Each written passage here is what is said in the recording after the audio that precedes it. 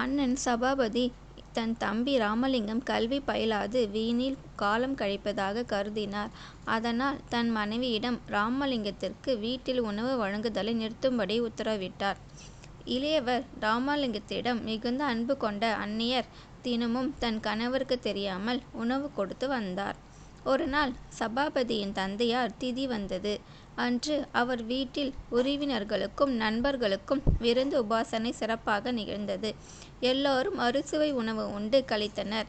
ராமலிங்கம் விருந்தில் இல்லாததை நினைத்து அண்ணனும் அண்ணியும் வருந்தினர். எப்போதும் போல் அண்ணனுக்கு தெரியாது வீட்டின் பின்வாசல் வழியாக ராமலிங்கம் வந்தார். அவர் வரவை எதிர்நோக்கி இருந்த அண்ணியார் அவருக்கு கண்ணீருடன் சூடு இல்லாத உணவை வழங்கினார். அண்ணியின் கண்ணீருக்கு காரணம் வினவினார். "நீ எத்தனை நாள் இப்படி வந்து போவது? உம் அண்ணன் விருப்பப்படி கல்வி கற்க வேண்டும் என்று வேண்டினார். அவரும் வருத்தம் தீர்க்க ராமலிங்கம் இசைத்தார். மாடியில் எனக்கு தனியே ஒரு அறை வேண்டும். அவ்வறையை தூய்மை செய்து வைத்துவிடுங்கள். நான் கல்வி கற்க தொடங்குகின்றேன் என்று ராமலிங்கம் கூறினார். அவ்வாறே மேல் மாடியின் அறையை மெழுகு திருவிளக்கு பூசை பொட்டுகள் கண்ணாடி புத்தகங்கள் வைக்கப்பட்டன.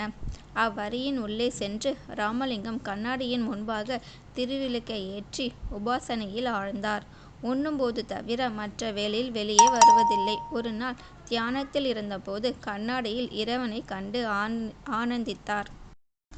சபாபதி சென்னையில் வாரந்தோறும் பெரிய புராண சொற்பொழிவுக்காக போவார். ஒரு நாள் உடல்நிலை சரியில்லாத காரணத்தினால தம்பி ராமலிங்க பிள்ளையை அங்கே இருப்பவரிடம் தன் நிலைமை எடுத்து சொல்லி 2 பாடலை படித்துவான்னு சொல்லி அனுப்பி வைக்கிறாரு. வள்ளலாரும் அவ்விடம் சென்று சபையில் உள்ளவர்களுக்கு அறிவிக்க வந்தவர்களுக்கு இவரே சொற்பொழிவு ஆற்றும்படி கேட்டாங்க. வள்ளலாரும் தன் தமையனர் முன்வீட்ட இடத்திலிருந்து தொடங்கி இரவு 12 மணி வரை சொற்பொழிவு ஆற்றினார். அவரின் சொற்பொழிவை கண்டு எல்லாரும் மகிழ்ச்சியடைந்தார்கள்.